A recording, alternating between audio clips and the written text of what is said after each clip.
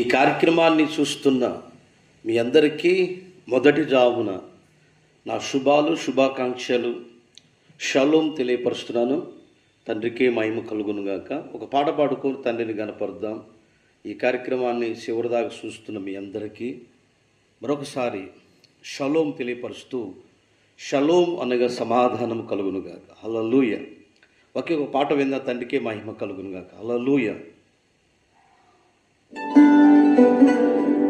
అందరికీ తెలిసిన పాటే, అందరికీ పాడుకునే పాటే, తండ్రిని గనపరుద్దాం.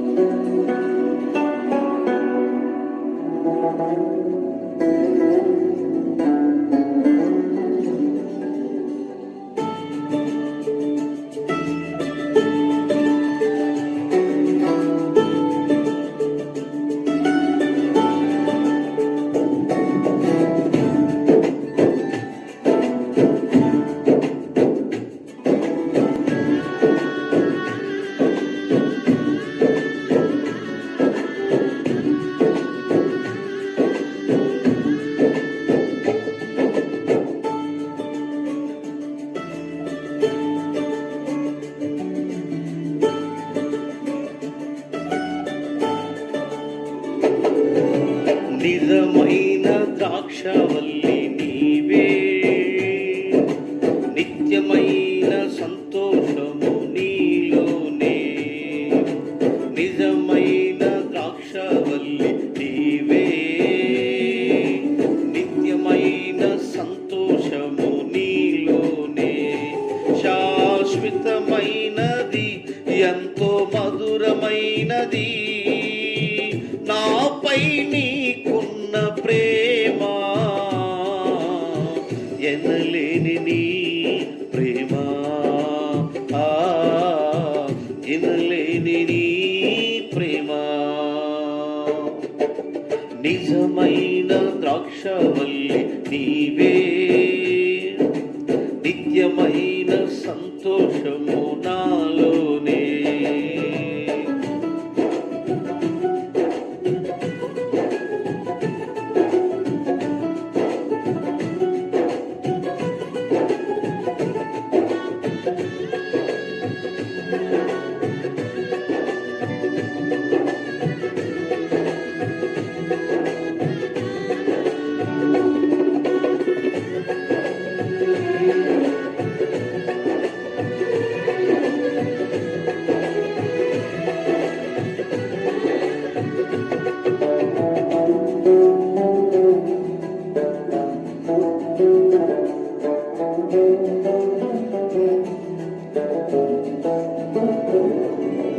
అతి కాంక్షణీయుడ దివ్యమైన నీ రూపులో జీవించుచున్నాను, నీ ప్రేమకునే పత్రికగా. అతి కాంక్షణీయుడ దివ్యమైన నీ రూపులో జీవించుచున్నాను, నీ ప్రేమకునే పత్రికగా.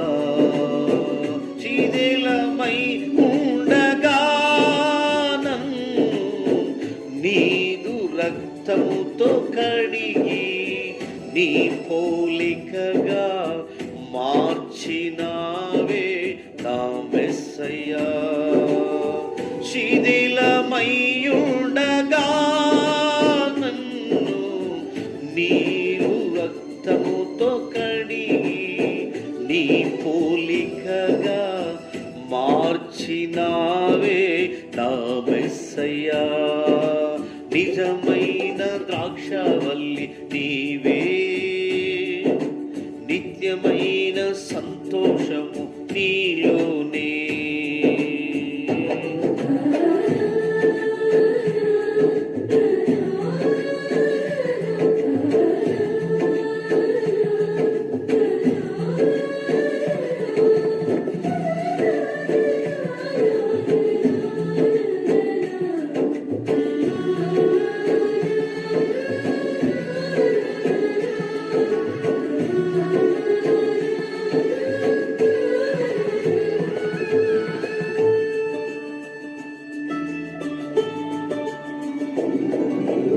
నా ప్రాణ ప్రియుడా శ్రేష్టమైన ఫలములతో అర్పించుచున్నాను సర్వము నీకే అర్పణగా.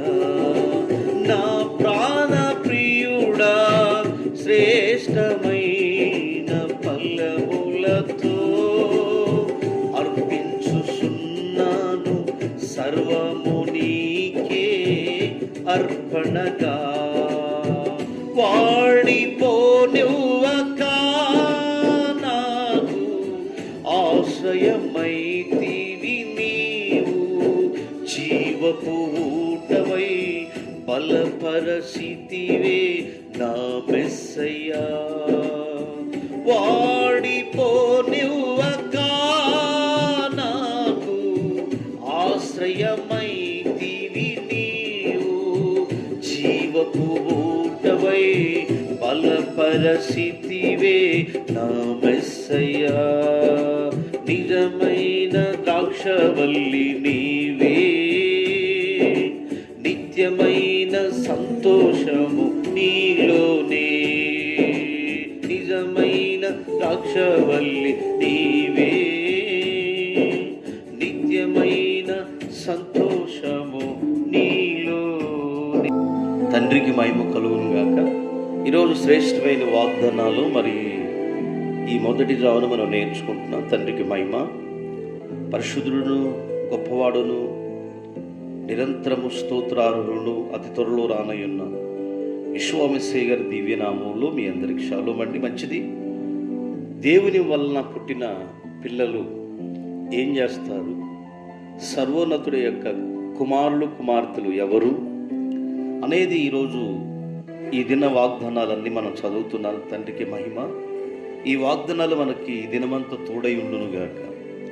మొదటి యోహాను రాసిన పత్రికలో 3వ అధ్యాయం 9వ వచనంలో యోహాను రాస్తూ, నిజంగా యోహాను రాసిన పత్రికలు 3, యోహాను సువార్త, ప్రకటనల గ్రంథం రాసిన మహా గొప్ప అపొస్తలుడు యోహాను ఈ మొదటి పత్రికలలో ఒక మాట చదివిస్తూ ఉన్నాడు. ఏంటి అని అంటే, యావే తండ్రి మూలముగా పుట్టిన వారు ఏం చేస్తారని మనం నేర్చుకున్నట్టు ఈ అంశంలో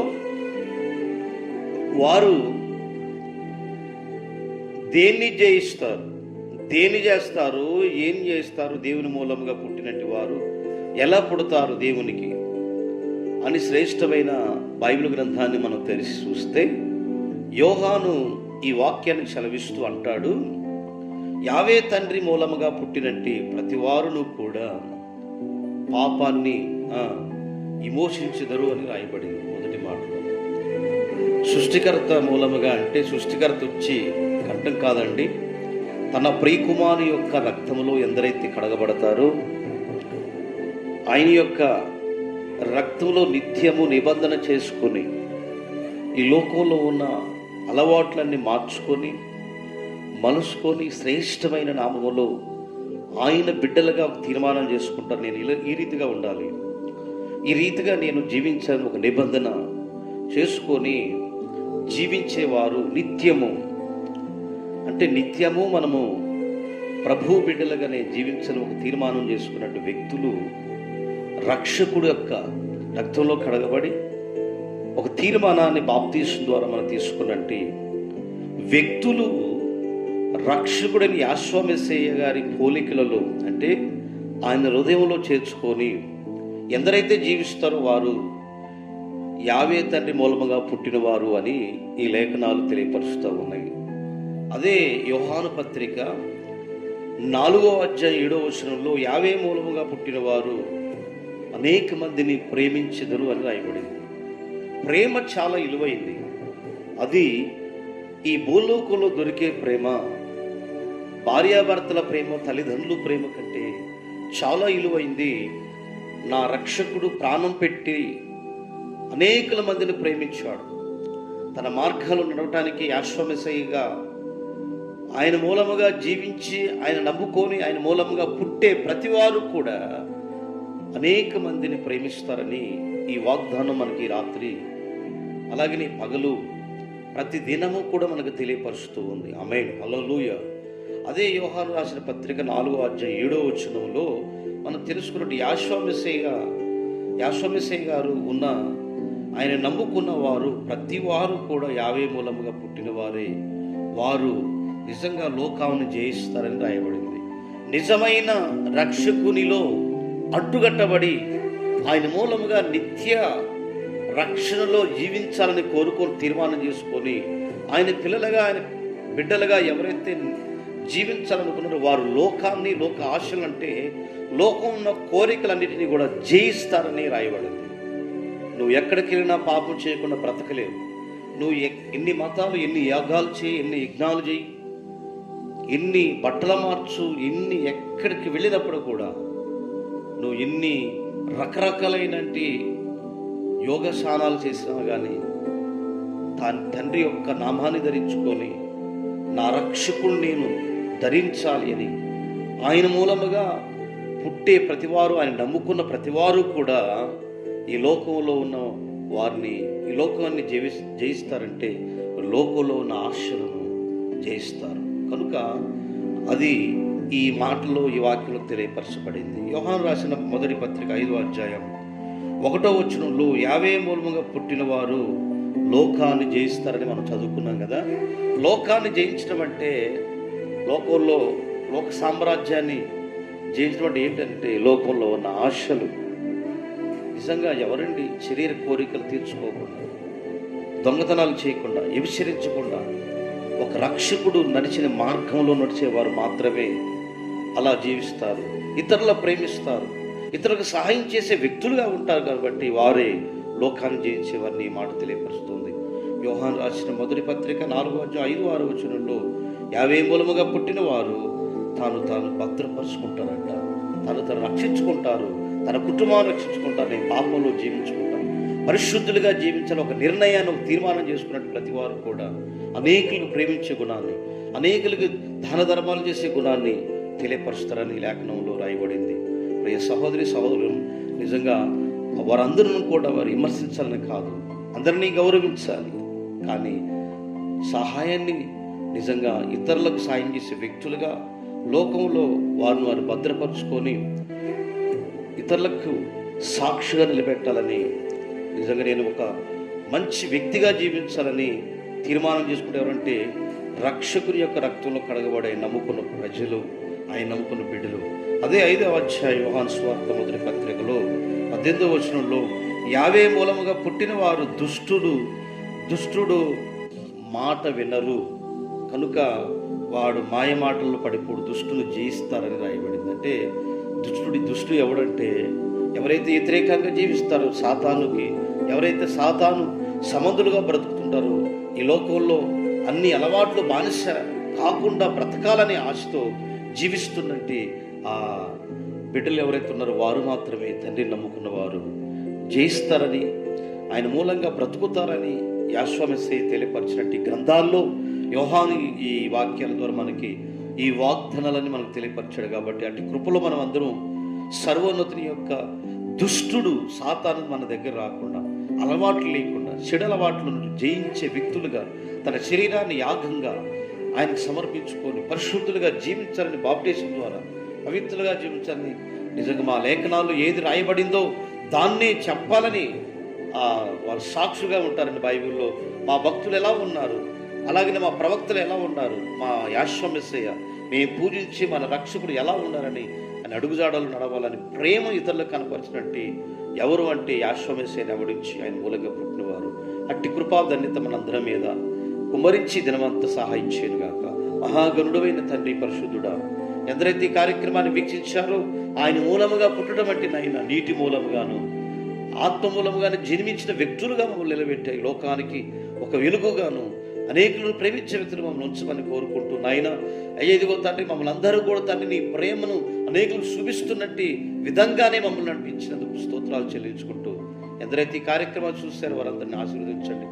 ఈ దినమునైనా వివాహ వేడుకలు, కుటుంబ తండ్రి ఆరాధనలు, పుట్టినరోజు కొడుకులు జరుపుకున్న వారిని చల్లగా దీవించి ఆశీర్వదించమని, మనందరినీ ఆశీర్వదించమని విశ్వామిసే నామం ద్వారా అడిగి వేడుకుంటున్నాం తండ్రి. ఆమేన్.